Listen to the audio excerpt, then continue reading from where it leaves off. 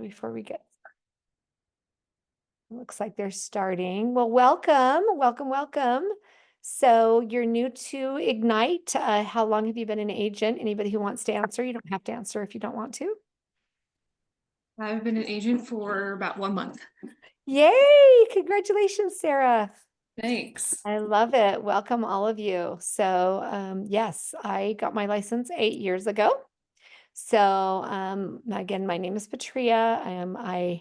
I now have the honor of sitting on the leadership board, and so I am this year I am on the events committee. So I have a lead there, Becky Nilsson, or Bex. She goes by Bex. Where she's leveling us all up. You know, that's what's great about being at Keller Williams is you get to learn from so many agents that are just pros at certain things. Like everybody has something they're really good at, and it's such a share culture. So you're going to learn that, like not just in our office, like, and not just in the state, you know, nationwide, just a share culture. So you'll find as you move through things like attending family reunion, you'll see either a presentation or you'll meet somebody or follow them on social media and you'll be like, wow, I really like what they're doing. I really like that, you know, program they're doing. You literally can call them up and say, and most of them, I say most because I'm going to give somebody flexibility, but I haven't had an experience where nobody will say, do you mind if sharing that with me? No problem. It comes right over. So whatever it is. So that's really great. And so we love that you're starting with Ignite. I've done Ignite 3 times myself when I was a new agent. And so I just really wanted to, and still, there are certain people that, again, I haven't taken a negotiation. Is it negotiation? No, it is a CMA class from Kenya. I'm hoping I get her next class if she does one.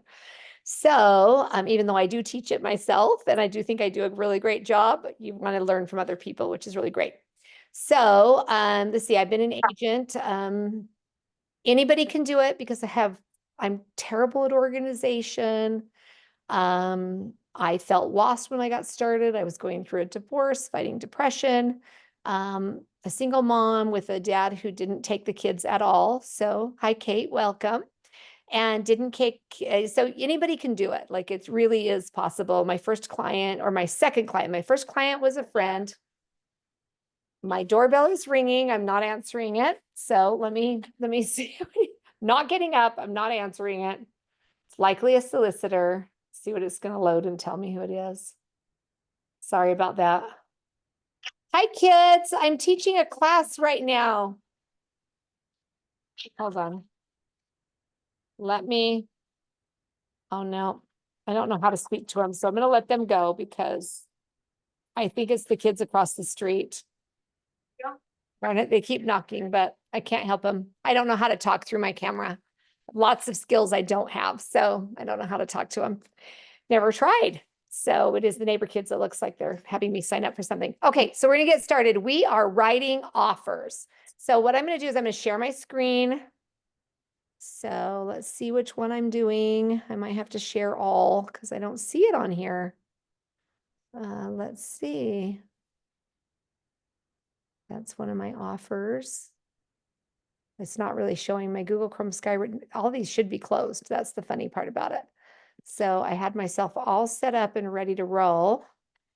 It keeps coming up with the same. Okay, here we go. We'll close that one. Sorry about that. I thought I was completely clean and I wasn't. Okay, let's see how we are here. Okay, I'm going to share it again. I apologize. I'll get started because it was going to be I think this is I haven't taught this one before and I'm excited about it. I went through it and it'll be really great. So I'm just trying to get started here. Let's see, share. Okay, it's better. Okay, I think it's in this one. No, it's not. Sorry about that. I thought I only had one screen and it's not finding the one I want to do. So I have to keep starting again. And close it. Okay, do it again. I think we're down to the bottom now. Almost. See, this goes to show you, you can still be successful and have a messy computer. So it's possible. Hold on a second. Okay, here we go.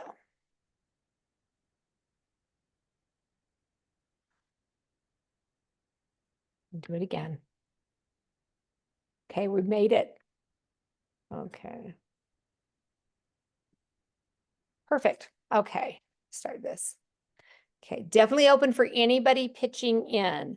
So I'm using slides that are actually produced by Keller Williams, and then I'll have a couple of tangents that I'll talk about. And let's see, it looks like we're getting a few more people. That's great. So in Keller Williams, you're going to hear a lot of people say WI4C2TES. Like, what does that mean?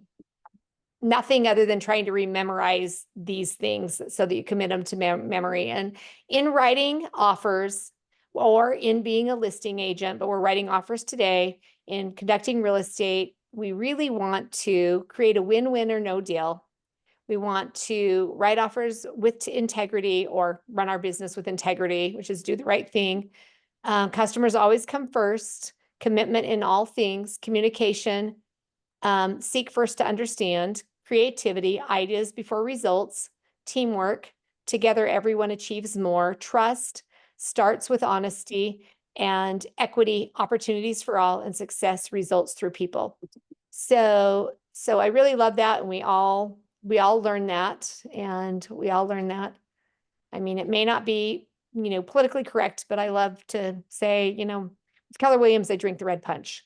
So I really, really, really love what Keller Williams has to offer. So I'm so excited that you chose Keller Williams. And of course, I'm partial to the South Valley office, but all my friends at the other offices don't tell them that. So I'm in Utah County, so I'm on borderline. And so a lot of people say, why aren't you at Westfield? I love Westfield. It just happened to be that I met Emily Lowry and I came to South Valley. So that's how we are. So what we're going to do is we're going to talk about, well, we're actually not going to talk about that. We've gone through here. We're going to talk about, I'm just going to move to the next screen. Okay, hold on. There we go. Okay. Oh, okay, we're gonna, this, I just need to make this smaller for some reason over here. It's just too big. Okay. It won't make it go smaller, so I'm stuck. Okay, let me go back. Okay, so what we're going to do is we're going to talk about the offer process. Not going to talk about the actual offer itself. That's a separate class to learn how to actually use the forms and what goes where and what clauses to use and so forth. But we're talking about the process, because the process is about, I'm going to tell you essentially how I win offers as a buyer's agent. So we're going to talk about preparing the offer process, preparing the offer, writing the offer, presenting the offer, you receive and respond it, and you recap that offer. And we have, everybody could possibly see that. And then what makes that happen? So what gets us there? And so what we do is buyers make offer and the seller responds in 3 ways. So we have 3 options that come when we put in an offer. They can either counter the offer, the seller counters the offer, accepts the offer, or rejects the offer. So I've experienced all 3. I've had offers rejected, offers accepted, and offers countered. And if there's a counter, we're in the middle of a negotiation. If the offer is accepted, we move into the contract to close process. So that becomes much more systematic in the processes with very specific steps. And then if it's rejected, then what we take a look at is have another conversation that says, what is wrong with this? What could make it a win-win? What is it missing? Why wasn't it countered? You just learn more. And it might be that we just know that our buyer just isn't willing to pay more and the seller just really isn't willing to accept it. Or it might be that my offer was contingent on the sale of another property, and so it's just rejected just because they didn't want it for whatever reason. So when we go through the, oh, hold on, let's get it here. Okay. So your client has found a property. So when I go through and I've taken a client to a property and we're like, okay, this one checks off the boxes, this is the right thing. I first, which isn't in this process, I first want to find out how serious my buyer is, because I am going to win this property. That is the mindset that I take in. My client is going to go under contract on this property. So I need to find out, how serious my client is, because I win houses and then my client will be like, oh, I don't feel it anymore. And that's okay, because my obedience is to my buyer. They are allowed to cancel. That's how we've written the contract. And so we want to make sure, but I do want to make sure the pulse on it. Are they settling? Is it really the right fit? The question I ask them, it's kind of like the say yes to the dress. It's, if you win this house, are you going to tell me to shut off the listing alerts? If they say absolutely yes, I want you to shut off the listing alerts so we win this house, then I know we're in the right house. Now, are they still going to feel like all of a sudden the next day they don't want it? I have clients that I've represented on 2 other transactions. All of a sudden they called me, they said, we want to buy another house. We just saw it at an open house. We want it, multiple offers. I want it for them. Told them at 11 o'clock. I didn't quite hear the enthusiasm I should have heard at 11 o'clock at night. Next morning, they called me and they said, we just don't feel good about it. So those things will happen. And it's how you handle it with the other agent, like telling them as soon as possible if there is a cancellation, because it is about writing an offer that will win, but the agent, very often, it is a combination between the offer and who's going to be on the other side. Who do they want to work with to go to the finish line? So in that process, I am selling me, I am selling my buyer, I am selling my lender, then my lender is selling me, and my lender is selling my buyer. So that just gives you kind of an idea of what it takes to get a deal under contract. So of course, when we go to write an offer, we want to check to make sure it's still available. So, for instance, my clients, if they're shopping for properties and they're sending, I really like this one, they'll send it to me and say, really like this house. First thing I check is, one, is it really available? So I reach out and it's pretty easy if you just request a showing request. It bounces right back as approved. Sometimes the agent will call you and let you know. So it's that kind of a process. So we'll do that. But secondly, I either Google Earth the property, or I have my client Google Earth or drive by. So just because they might send me a property now, it's in a newer community, and newer community and more planned community, you can trust that the house is likely on a good street. But if it's an older community, I want to find out, is it on a busy street? Is it on, does it have double yellow line out front?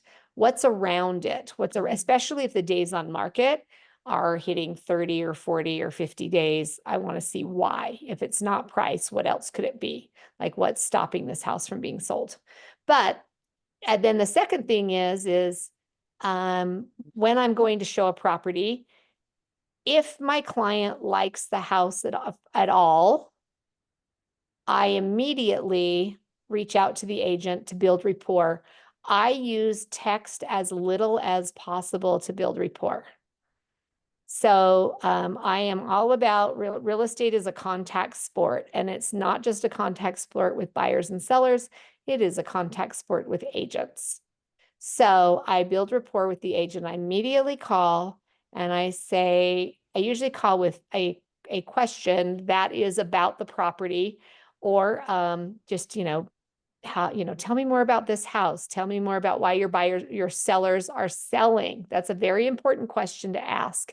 We're trying to find the motivation. So we're inquiring about activity. If it's been on the market a long time, say it's been on the market a while. What have been your challenges? And then, okay, and I'll say, hey, we're considering writing an offer, and it looks like it's been on the market quite a while. What challenges have you been facing with other potential buyers? And they'll tell you a little bit more. Oh, well, we didn't have new carpet, but we put new carpet in now, or it needed a new roof and we got a new roof, or something like that. So, and I always ask if they've ever had any other offers on the property. So, and then I also ask, do you have any offers coming in? Finding out if we're up against a multiple offer situation. And I always look at the history before I call the agent, because the history on the MLS will tell me if they've done, how often they've done price reductions, if they've done any, and what comments they've changed, like how have they tried to strengthen the listing. And it lets me know if the property's been under contract before and fallen through. So, and I also look at The other thing that I look at is I look to see if it's been listed before, meaning recently or within the last 6 months or the last year and been canceled or taken off the market. So very few agents check. So for instance, if I've had a property on the market quite a while, I can actually pull it off the market. We have to deal with my sellers getting a bunch of phone calls, but then I can reintroduce it to the market. And I have never had an agent say to me, "Oh, I see your house was listed already for about 3 months and then you relisted it. What's the reasoning behind that?" And so for me, I look because then it gives me an idea of how motivated the seller is to sell. And I look to see the price difference and I look to see if they switched agents. Did they use the same agent or did they switch agents? Is this the second agent trying to sell the home? So we're really just trying to collect as much information, and it literally, to get all this information, 5 minutes to jump on the property that they like. So we now know the client really wants it. We now know a lot about the property. We're now reaching out to the agent. So if I feel like it's a house they're really going to love, like I've already been showing them, and I'm like, okay, we found a winner, this is likely your house, I'll actually call the agent, "Hey, we're showing the property," and I'll start to ask questions about the property. So we've hit number 5 there. And then how do they want to receive an offer? So here's the thing with sending out offers. Everybody does it differently. Having your offers are going. So what's really important is to check the agent to agent remarks in the listing. There will be a lot of instructions there, and look to see what documents are attached to the listing, such as a lead-based paint disclosure, or even the SPCD, the seller's property condition disclosure. You can now build rapport by saying, "I looked at your listing, I read your agent to agent remarks, I've got the lead-based paint disclosure and the seller's disclosures, so we're in great shape. So now I'm going to ask you a question beyond that." So ask you a question beyond that. Then they're like, "Wow, this agent knows what she's doing. She's not ignoring the comments that I put in." And a lot of times in that agent remarks, it'll say how to submit the offer, how they like to receive it. I also am very particular on how I send my offers to the client, to the seller. I send them with an introduction template that I've got in a Google Drive, that even has red and blue and black and a nice font. And I fill that out in Google and then copy it over in a Google Doc, copy it over to my email. And it is a complete summary of the offer. So I'm going to admit Caddy here. Hello, hello. Welcome. And so I present a really, really nice presentation. So what I do is I present that by email. And then, and in that, I'm very particular on what I do. So Utah doesn't have any laws against love letters. So a love letter is where the buyer writes this love letter to the seller all about their family and why they need to choose them. Some states have where it is illegal to do that. In my particular case, if I'm a listing agent, I ask my client ahead of time, if the buyer sends over a love letter, do you want to see it or do you not want to see it? And we make a decision, and I help them decide, why you want to know that or not. So first of all, when I'm speaking with the listing agent, I try to sell them on my buyer as I'm asking the questions. Well, this is a great buyer and this is why. So I try to tell them the love story ahead of time. But the love story isn't, "Oh, we're going to take it at any price." The love story is, this is why they're the right fit for your seller. This is why they should sell to them. So, but I do throw in a couple of little things like, "Oh, they're just the most darling family. They'll be so great in the neighborhood." Things like that. This is ideal for them. This is why. This is why they're great for this. That they're so financially a great financial position, or whatever the selling traits of my buyer are. So I do kind of work in that, but I first ask the questions, get all I can get about the motivation of the seller first. Then I tell them about my buyer. Then when I send that offer over, that offer is coming with an introduction in the email. It is coming with all of the documents, the REPC, the real estate purchase contract, and all addendums in one document. And then I include in it the MLS printout, and then I include the pre-approval letter with the lender. I make it this really clean summary. In that summary, they do get a little short paragraph that I have written about my buyer as a little summary, a little bit about my buyer and why they're a good fit for the house. Then I have the summary, but that's just really short, but it does remind, my goal is to remind the listing agent the things that I told her over or him over the phone. Then I have the summary of the offer that includes the dates, whether it's contingent, whether we're asking for closing costs, what are the terms, what is the financing, and then some information about the lender, that they are pre-approved and through underwriting.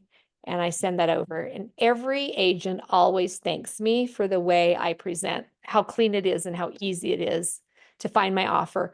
Then even in the search bar, I put the address, I put the word offer, I put my client's last name, I put the seller's last name. So it's really easy for them to find the document. So these are some little things that I do that make listing agents really happy. So, oops, so right here. So we're going to go down, and so we've asked them if they've received any other offers. So that will determine what my negotiation is going to be. When are you accepting it? When are you doing a response time? I'm asking about the sellers. Are there multiple sellers? Do they live all close? Is there one who can sign? Who's the decision maker? Who's like your primary decision maker? Is it, husband and wife? Are they both, but you got to do that very carefully. So that takes some time to figure out how to ask that. But what I'm looking for is who I'm catering to. Like, what is the personality type of my seller? So I'm asking questions about that. What is the personality type of this seller in signing? Like, what's the motivation? Are they highest? Do they just want the highest and best money? Are they, what are they most concerned about? And agents will likely just spill it all. They'll say, oh, they've been in this home 30 years because I brought it up. Wow, they lived here a long time. They have to move. Yes. Oh, they've loved it. They've raised all their kids here.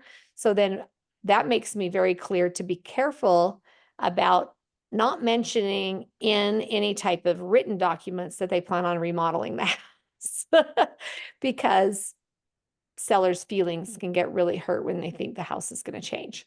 Now it says obtain the buyer's pre-approval letter from lender. Let me tell you, you should just be getting a copy of it or getting it updated. You should already have the buyer's pre-approval letter. You should already received it before you're shopping. So I don't go out ever with a buyer without a pre-approval letter. We shop at all, zero, nada. Once they have their pre-approval letter, we can go shopping. I can put them on a search. We can talk about houses. They can let me know the ones they like. They can drive by, but we don't look at that. And what I tell my buyers is, if you were to walk through that house and you are madly in love with it and you can't have it, it becomes the precedent.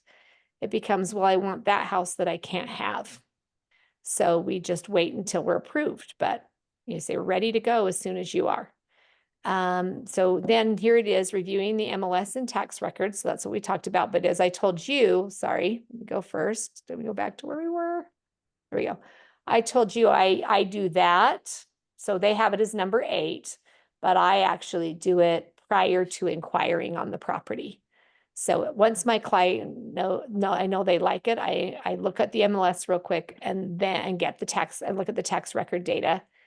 And I'm also looking to see if the square footage matches. For instance, I have a buyer right now that's interested in a home. The agent has it listed as 1,900 square feet. That house is 3,800 square feet. I know it is. Even the tax record says 1,900 square feet. It's 3,800 square feet. So start to know your properties. So, but I also have been in homes where they're listing it at much bigger than it is. And I'm able to confirm from previous listings that there's something that's off. And any of us are happy to help you if you're seeing a discrepancy or any confusion there. Now, produce a comparative market analysis. So here is where I quickly, before I make an offer for my clients, before I make an offer for my clients, I do a valuation, comparative market analysis, not to the extent I would to present to a seller, but an extent to let my client know what comparables in the area have sold for and what I expect that this house will sell for and what I think it'll appraise for, because those are two different numbers, what it'll sell for and what it'll appraise for. And then obtain the seller's disclosure statement. That's like the seller in Utah, it's called the seller's property disclosures, seller's property condition disclosure. And I don't typically obtain that up front. If they have it and I'm concerned that we definitely need to see it, then I'll ask for it. So then I'll ask for it, but there may be other needed documents like a lead-based paint disclosure, seller's property condition disclosure. If the house is older, then I'll ask for it. I'll ask if it's been written because we're going to make our offer according to the seller's property condition disclosure. But here's the little catch. Terry and Lori might, they're more than welcome to tell me. I'm always open for correction. Like if somebody says, hey, we don't want, we'd like to teach it a different way. But for me, I don't want, unless they've published the seller's property condition disclosure with the MLS, I don't want to see it because I'm making an offer. And once they've accepted that offer, I'm making that assumption the offer is on everything we can see with our own eyes. Well, if they've disclosed that they've got an old roof in the seller's property condition disclosure, or they've disclosed that the house has a problem somewhere, that's a new point of negotiation for me. So I don't want to know ahead of time because we're making our offer based on what we know. So I personally don't want to know. So I use that as a negotiation. So for instance, when I've walked through the house, I am looking for, so pretend like, and you haven't done anything with a home inspector yet, but when you start doing home inspections, so agents will do different things. I always show up at my clients' home inspections. I'm not there the whole time. I'm there when you meet with the client at the very end. So the inspector might be there 2 hours and you're there for half an hour and he's giving you a summary of it. But I learned to walk homes as a home inspector. So I am looking for, do I see any signs of water, stains on the ceiling where a bathroom might have leaked? I'm looking to see if the roof looks good or bad. I'm looking to see if it's an older home, if the brick has any type of zippering going on. That's where it's kind of cracking a little. Looking at the foundation, I'm looking at the tile in the bathrooms. I'm looking for water damage under the sinks or see if there's an active leak or something they're dealing with. I'm paying attention to, but anything you can see with your own eyes, you're likely not negotiating a reduction on when the home inspection is done. So I tell my clients, this house has a popcorn ceiling in it that likely has asbestos. You can see it with your own eyes. You're going to need to make the offer accordingly. Because all of a sudden when they say, oh, it's could likely have asbestos in an inspection, it's not you're really not going to be able to negotiate on it. So that gives you an example of how that works. And so for me, it all depends on the property as to whether I'm going to request the disclosure beforehand or after. Let's see. But for me, let's see, here we go. I guess it has to go backwards. Okay, so writing an offer. So it's, we're doing pricing and terms, which is really, that's what we're after is pricing and terms. So really what we're after for my clients, we determine a price. Then we determine what they need to close on, like what they need to close for, what they need to, like, do they need any concessions? That's what I'm saying. They're saying number 3, conveyances, that's concessions. So we are writing the offer on price and what our terms are. So our terms might be, we're offering this price and the price might be 600,000, but we need 10,000 back in closing costs. So that's initially our basic term. So you're deciding, and you can look right on the offer, you're deciding whether it is what your price is, what your earnest money is. So that's number 4. So in the state of Utah, earnest money can be refundable. So I'll give you an example. In North Carolina, because as we work with Keller Williams, we start to refer our clients out when they move states. So I referred a client to North Carolina and I helped them select an agent. And of course, I've got a 25% referral on that refer. But I did, for my clients, I tend to stay, if I know them and they've already worked with them, I tend to at least be CC'd on what's going on back there because they still like to get my advice. So we're looking at the contract and I'm speaking with our agent. And in North Carolina, to go under contract, you have to offer non-refundable earnest money upfront. So that's a little bit tricky. So because our client had to decide what is to secure the property, what are they willing to give up? And she gave us some advice, the agent did, and it ended up being $2,500. And so if they canceled, they were losing $2,500. That can be done in the state of Utah. We can write it that way, but it's not required. Whereas they could still put zero, but in North Carolina, nobody would take the offer if it was zero. But in Utah, you'll determine your earnest money. Typically, it's 1%, but you can write anything. So it could be zero. It could be, well, it really needs to be at least $1, but it could be zero, but typically it's 1%. So if a home is $600,000, put down $6,000. So once you get to the point that you're writing an offer, that's where you'll get support from your productivity coach on how to structure it just based on your own unique situation between the buyer, seller and the property. And the next thing you need to determine is your due diligence time period. So this is the time for inspection. Typically, buyer's agents ask for 2 weeks, so 14 days. We can be really competitive and ask for 10 or 7 if we feel like that will close the deal better after doing our interviewing with the listing agent, saying, oh, they're just really worried about the house. They really just want to know the buyer's moving forward. Well, how about, or there's another offer in play, another offer potentially coming in, well, we can really strengthen that due diligence time period. So this is the time period when our buyer can cancel for any reason during that time period. So once they went under contract through the end of the due diligence time period, they could cancel for any reason. They can just say, we don't feel it anymore. It just doesn't feel right. Totally possible.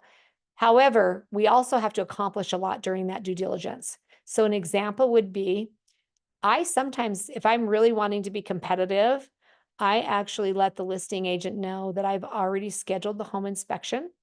And I let the inspector know we're not quite under contract yet, but I want to make sure that we have an appointment and we're scheduled because we have a short due diligence. So I will actually use that as part of the negotiation tactics if I feel like it's really competitive. But I ordered the due diligence. So under that due diligence, I'm doing the home inspection. We need to have a radon test completed. I have all my clients do radon tests. They're free through Utah Radon. So we do a radon test and we do our due diligence. If the house, and we might do some additional testing, such as we might test for meth, which periodically I have my clients test for meth, depending on the property.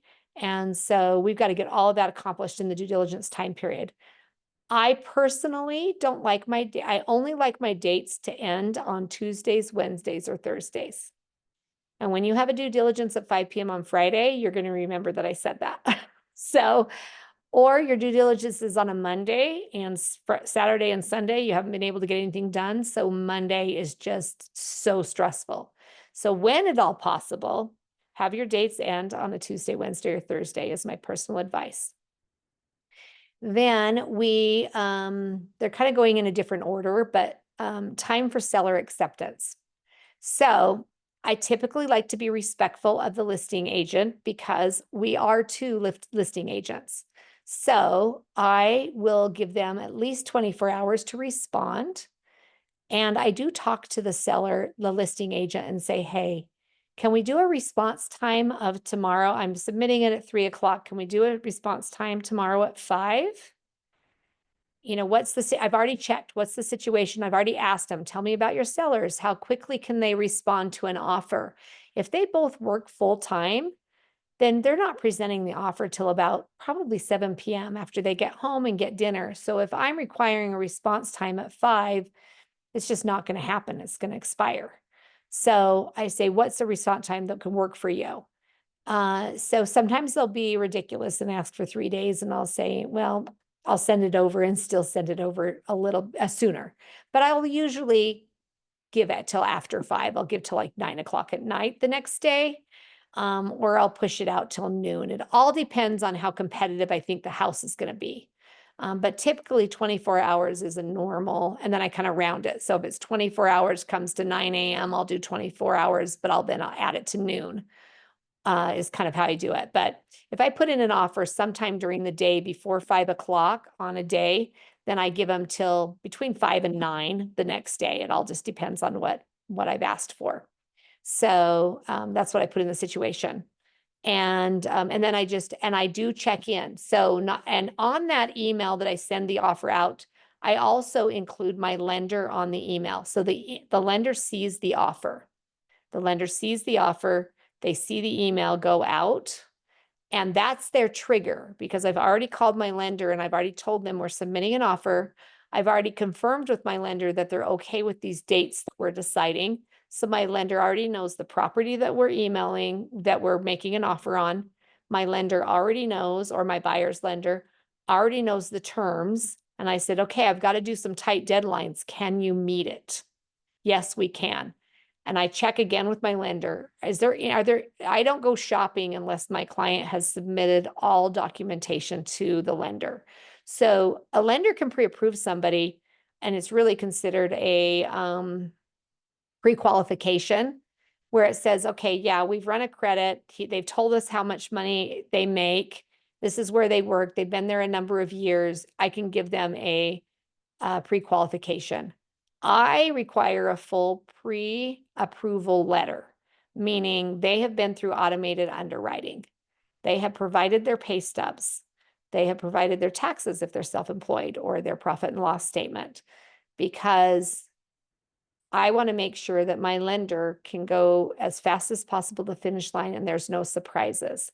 So it only takes doing this once without this done correctly to say you'll never do it again. You'll make sure everything's up front, because otherwise you could possibly end up with a very unhappy buyer because they couldn't qualify or finish for the house, or you're risking their earnest money, which is super stressful, or you're asking for an extension, which shouldn't have been necessary. And then that's unhappy for the seller. And so we try to keep these transactions as smooth as possible. So we have financing terms.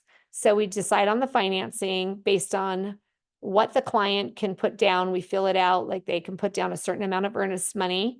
They can put, it has their earnest money, then their down payment, what their down payment's going to be. Now, their down payment, I talked to the client, I want to try to make it as strong as possible on a down payment, because we still have buyers that are like VA that do 100% financing. But if I'm in a multiple offer situation and my client could possibly put down 5% instead of 3.5%, I want to put that down. But if my client is putting down a 3.5% down payment, which is currently typical in today's climate because of how expensive interest rates are, they are typically just bringing in 3.5% or 5%, depending on the loan. 3.5% for FHA, 5% for conventional. It's okay. I'm just selling them on, this is a really great client. They're really solid financially. If houses are expensive, so all their money is going toward the down payment. That's how I'm negotiating the concession. Now, there's different types of concessions. A concession can be applied toward closing costs, meaning, and so when you write an offer, make sure you're using the closing cost addendum. Don't write your own paragraph. It's already written there for you in our forms, and it is a really good paragraph. That paragraph says that our buyer can use that money for so many things. It can even be a price reduction. It can be paying for closing costs. It can be an interest rate buy down. So that paragraph is really important, because if you wrote it that it says the seller to pay $15,000 toward buyers closing costs, and that's all you put. Well, what if their closing costs don't meet $15,000? So I don't meet $15,000. So that you're giving money back to the seller. So that's really important. So, let's go ahead here. Let's see. So, let's see. I'm saying a lot of so's today. being that it's the first time I'm teaching the class. So I'm like getting what I thought I was going to say and thought I was going to do it is a little bit different. So the financing terms. So you're determining the financing terms, and those financing terms then also will include whether it's FHA, whether it's conventional, whether you're getting an appraisal. So whether you're getting appraisal, financing required. And there are other ways to strengthen offers. For instance, there is a paragraph in there where you could make some of the earnest money non-refundable if canceled after due diligence and before financing. So there's some ways to really strengthen the offer that once you're in a competitive situation, you're ready to write an offer. Each offer is so unique that I could tell you 1,000 different ways to write an offer. But just knowing that, hey, how can I be more competitive in this? One of my favorite ways to win, if the seller is open to it, it's important to ask the question first, is an escalation clause. An escalation clause is, for example, buyer willing to pay $5,000 over the highest bona fide offer, not to exceed X. Like that's how I do it, not to exceed a certain number. And I've won a lot of offers on that. But nobody's, at least in my world, none of my sellers have been willing to accept an escalation clause that's $1,000 or $2,000. It has to be something impactful. And so my number is usually sitting between $4,000 and $5,000 on an escalation clause.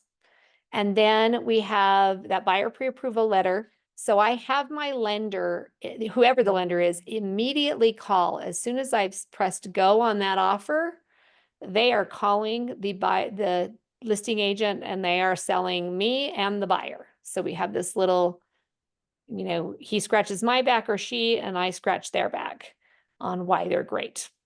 Then we have a closing date on when we're going to close. So financing terms is our financing deadline. So typically on a basic offer, your due diligence is,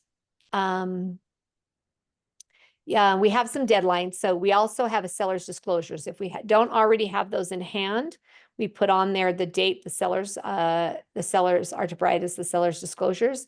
I typically put 4 days. And then due diligence is between 10 and 14 days, unless I need to be more competitive and I know I can meet a shorter deadline, such as 7. And then the third deadline is the financing appraisal deadline. That's typically 3 weeks from acceptance, and then closing is typically 4 weeks from acceptance. Can a lender get a loan done in 2 weeks? Absolutely. Can you potentially need to push things out a little bit? Yes. Especially if you might have in this offer a contingency on the sale of another property. And if you have the contingency on a sale of another property, that's a whole nother, and you're more than welcome to speak with your coaches or then give me a call if you need. That's a different ball game if you're in that situation where there are ways to make those offers, protect your buyer, but also still be a win for the seller in doing a contingent offer. So I have 2 offers right now on 2 of my listings where we did accept contingencies, but it was the third time but we required that the house, in this particular case, that it be under contract prior to accepting the contingency, which the agent happened to be a great KW agent in our office, and he went and got the house under contract. So it worked out great. And luckily our house was still available. Also requesting a home warranty. It is not required, but pretty typical that a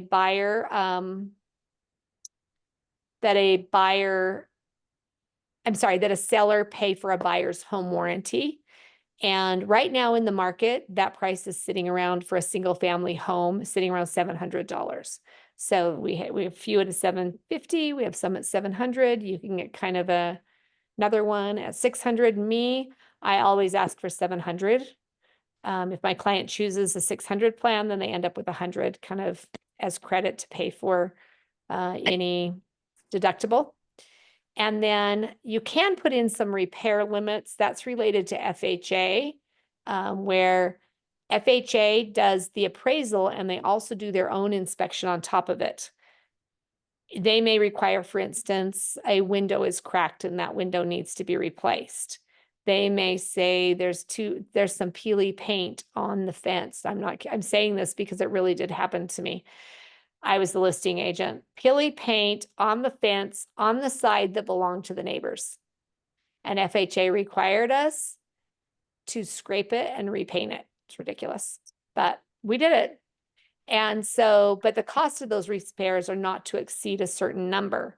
That then becomes a point where if the seller wants to go through, they need to pay, or the buyer wants to go through because the repairs are more than, say, $500, then it actually kind of ends up becoming another point of negotiation you're having to negotiate on. But I'm walking those houses hoping to use my, walk through them and say, okay, well, FHA is going to look for, so learn if your client's doing an FHA and they're a buyer, that's really important to speak with Terry or Lori on what typical things does FHA require to be fixed. So that gives you an example there. And then any special clauses. That special clause, for example, was an escalation clause. That's in the addenda. So any special clauses. And so we've put that offer together.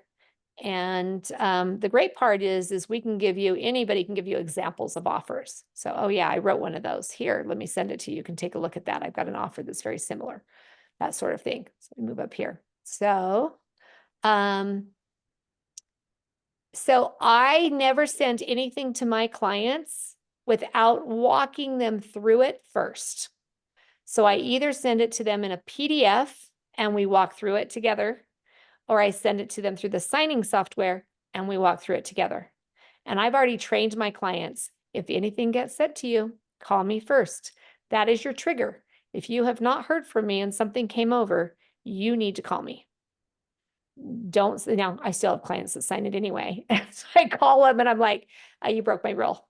We have to go through this. You have to know what you're signing. And I do go paragraph by paragraph. There's two reasons why I do that. One, I want them to clearly understand what we're doing and how it's going to play out. And two, sometimes I catch errors.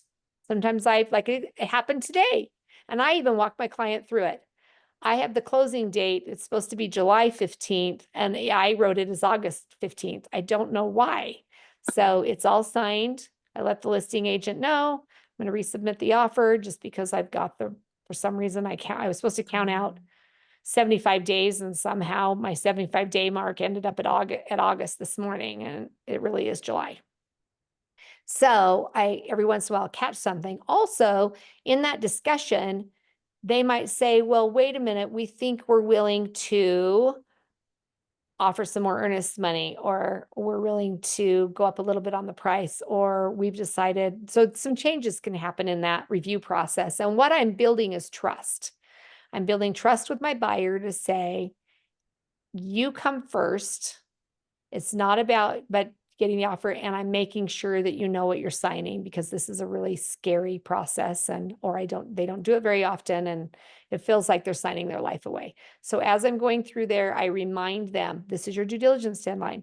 You can cancel for any reason prior to this. However, you'll have potential sunken costs. That cost will be the home inspection, which will be about $450 to $500. Sometimes they can be a little less. About $450 is a sunken cost.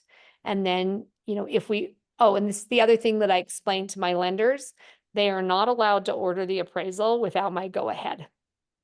Lenders like to get the appraisal ordered quick because it not only locks the buyer to the lender so that we won't likely find another lender. And sometimes after we get under contract, sometimes there's a need to shop the loan, and they're trying to secure that. And then two, we may cancel under due diligence and they've just paid $800 for appraisal that they can't get back.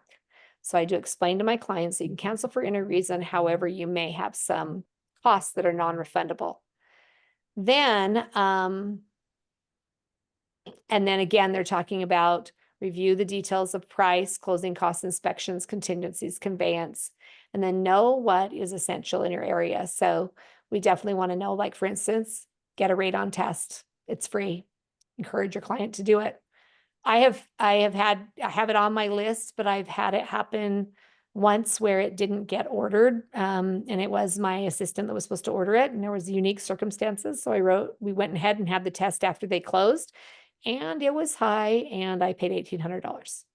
but my client loves me, so, and refers me. And we're now on a fourth transaction since that transaction. And they say avoid rookie mistakes means review with another agent. When you're putting in these offers, review with another agent so that you can say, okay, this is what I've done.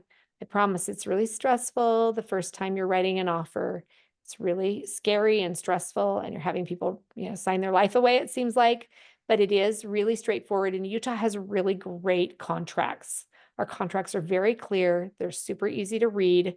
They're really easy to explain. So that's really important. So, but I use the contract to explain to my clients, okay, this is what we're writing. Remember, we talked about this. This is that due diligence deadline. So I walk them through the contract. Oh, hold on, it jumped. It's supposed to go. Let's see. Okay, so now I'm not moving fast enough. When we present the offer, again, I always call the agent. I don't send them a text, I call them. And hopefully they answer because we've already built rapport. The offer is in your email. Want to tell you a little bit about it. And then you're going to expect a call from my lender. And this is the lender. This is why they're amazing. So, I tell them it's coming.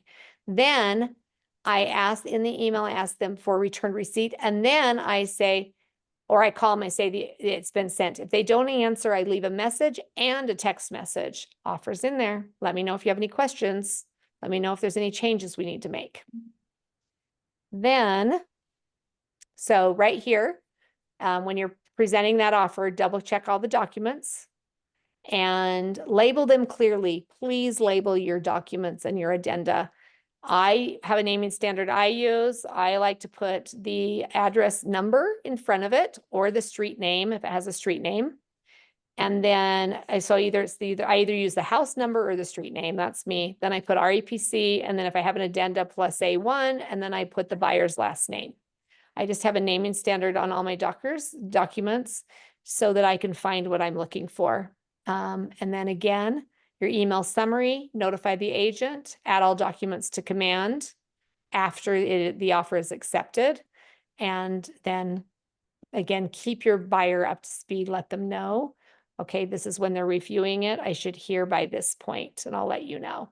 If they go to bed that night and I haven't heard anything, I am reaching out to the buyers, these listing agents, saying, when do you think you can review? Okay, how's the review going? I actually even ask, like when it's about an hour after the review, like we're supposed to start, I'll shoot a text over it and said, hey, do you have any questions? That's, how did the review go? Do you have any questions? So I'm definitely staying on top of it. I'm being the squeaky wheel. And then you receive and respond. So you're going to receive either the offer back and you want to be responsive and say, thank you, we're on it. We're scheduling everything right away and letting the agent know very promptly that you've got things ordered, or we're countering. So if there isn't a counter offer that you need to make, then hold on just one second. If there is a counter offer, I've got a doctor's appointment, so I'm trying to make sure I'm doing what I need to do to get to the doctor.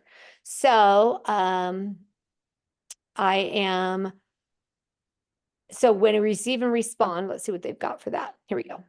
So I forgot I had another slide. So, yeah, we can concern receipt. I already talked about that. Yes, I do call the seller and I try to get them on the phone to say, okay, this is what's coming over in the offer. There's a summary there. This is what you can expect. I never want my sellers to have to hunt through my offer to get a summary. So I'm very clear on that summary. And then that's that executive summary that they're talking about. And then, let's see, I don't know why it says call buyer's agent. I remember I saw that. So call the lender. And then,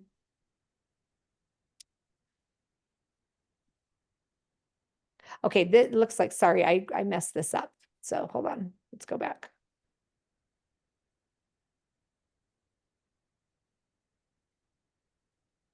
Okay, receive and respond. All of a sudden, I remember looking at the slide and all of a sudden this is like if you're on the listing side and you're receiving the offer. Okay. So they didn't make that clear and I I read it incorrectly. So this is actually great. So if you're on the listing side and you're receiving an offer, you want to make sure the offer is complete and there aren't any errors in it. So I like everything complete. So on my addenda, when I create an addenda and I'm making a change to something, I reference where it is in the the real estate purchase contract. For instance, if I am changing the due diligence date, like I'm countering the due diligence date, I say item number 1, REPC 24D, settlement deadline, or not settlement, due diligence deadline to be, and I put the date. I'm always very clear on my contracts. I always reference back where it's going to be. So like I actually received a counter, actually an addendum related to, very messy. It was an addendum. They actually sent me 3 addendums. I actually rewrote what it's supposed to be, sent it back to their transaction coordinator and had them write me a new addenda and put it all in one. They sent me 3. And it was adding somebody to the contract. It was $250 that the seller had agreed to give the buyer for repairs. And then it was changing the purchase price to the appraised value because it was lower than the contract price, and then changing the concession to a lower amount. And she actually wrote her own, or the agent wrote their own clause and said they want 5,000, 25, 200, no, it was $5,000 to use for, and listed a few things and actually used the words etc. We don't use etc. I don't use etc. in a contract. What does etc. mean? So I always like everything to be very clear. And then I call the lender. I call the lender and I verify that they've got the earnest money, that they've been through underwriting, that they've collected all the documents. And then I do create, I don't create an executive summary to my client. I take the offer, I actually print it, highlight it, write on it. I highlight every section that anybody could fill out to make sure I don't miss anything. That's a step that I personally do. And then I create a net sheet. So if I were the listing agent, I create an estimated net sheet based on the list price so that they know what they're going to pay in closing costs. I do it again with the offer. And then, okay, so interesting. I'm looking at this again. Hold on. I'm now kind of changing gears because now I think they mean here, because I don't know what call buyer's agent, I feel like that's an error. So, okay, yeah, but it says create an outline document to refer when you call the sellers. So I think this slide is a little bit messed up. I don't know. Maybe all of a sudden, Lori or Terry can explain it to me and I'm going, Anyway, so I jumped on the seller's side there, but here, what they're trying to say is we don't need to call the lender to verify the pre-approval, but we are allowed here on the seller side. And then, yeah, we're just gonna move on. So they have you, yeah, Keller Williams does allow some integration, but I like to use SkySlope is where I create my offers. So that's where I create them. So let's see. So as we look at the reaching decision, so counter offer, we either do negotiations till we reach a decision or we go to close like we talked about. And so we're going to do some recap. Let's see. So essentially what happens is I'm very communicative where I call my seller. Somebody just came into my house. Hi, honey. I call my seller. I call the seller. I'm really selling us. What did we look like? Well, how is it going? How did the concrete go? What did they like about it? What didn't they like about it? What can we change? So that I can immediately be calling my buyer before I'm waiting for the counter so I can see what they're doing. Now, are there going to be agents where they're not very responsive? Absolutely. And all of a sudden the counter just shows up in your email and they didn't even tell you? Yes, that stuff's going to happen, but we're trying to avoid that by building those relationships.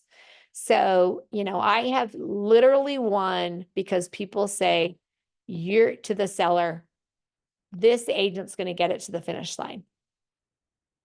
We've got a great agent on the other side. This agent's going to, and then me too, on my listings, I want to because that's a strong point. I already have explained to my sellers, look, it's not only the best offer, but it's also who's behind that offer to get it to the finish line. You are paying a commission for a really good buyer's agent. So it's not just about the offer, it's about the strength of the buyer's agent. Now, you might only have one offer, and if you are the buyer that's submitting the one offer, it's then, creating that win-win, but getting the best deal for your clients. So you're building that relationship where you're explaining to the seller, well, this is the reason why. One of the ways I get concessions every time is I say, I have already talked to the seller on how much it costs to do a temporary buy down, a 2-1 buy down. And that's I get an exact number and I ask for that. But my client doesn't have to do the 2-1 buy down. I use the clause so they can apply that $16,000 or $17,000 to whatever they want. So, but I use the negotiating tactic of, because they may use it as a buy down. So I talk to the lender. If the client decides to do a 2-1 buy down, what is it going to cost? And with that cost, we're able to, I'm able to apply that, but that's a really good sell. That's a way that I help the seller with embedded commands. I help them say yes.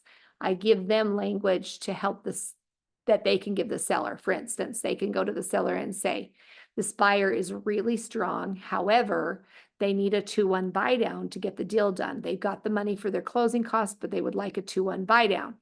Now, and that 2-1 buy down costs $16,000. Then I've already called the lender and said, hey, with that 2-1 buy down, mention that when you speak to the listing agent that, the 2-1 buy down is in fact $16,000 and they don't, but the clause says they can use it however they want. Now, they may use the 2-1 buy down. I bought a house with a 3-1 buy down. So they may use it, but it allows them some flexibility and they don't have to re-clarify how they're using that money as long as you use the clause that says they can use it for whatever they want.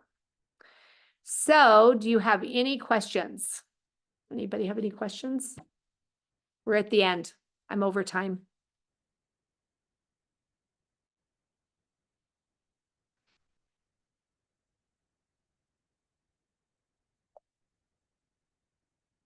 I'm definitely going to improve this class, but I'm definitely hope that you're able to get a couple of takeaways from it. Oh, as to Would you be willing to share what Hi. you first send over? Hi. That was awesome, by the way. Thank you so much. Super helpful. Sorry. Yeah. Okay, so am I talking to Sarah? This is Erica Bright. Oh, Erica Bright. Hi. Okay, it moved over. I see the green circle now. Okay, so what did you say? What I first send over with the original offer? Yeah, when Okay, you were talking about the color-coded page, Oh where yeah. you have it So all let me set out show you so what it looks nice. like. Let me show I you would what it love looks like. that. Okay, Thank hold you. on. Can you see my screen? Yeah. Okay, good. Okay, let me go to my Gmail. I've already warned everybody I'm not super organized, so you'll just see a big fat email full of lots of stuff. So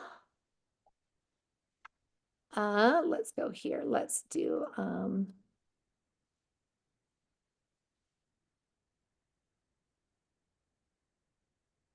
For the record, the way you talk through your process, you're actually really organized. thanks. I'm very organized when anything's going to touch my client. Yeah.